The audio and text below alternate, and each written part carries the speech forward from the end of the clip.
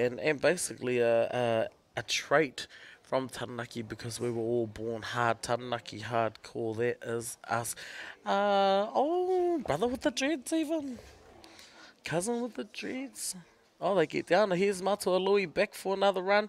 Him and Dominic, Dom, come back for another run. Ka tahuri ake tātou ki te papa waka tū waiwai. I nai nei, ko Aurua School, tēnei, te mihi, kia koutou katoa. Beautiful.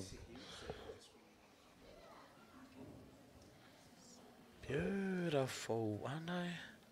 They're just setting up on stage one. They look stunning. They do, and they've gone into a bit of a half moon. They did it with only one command. They're not looking around. They're all in Kāwiri stance.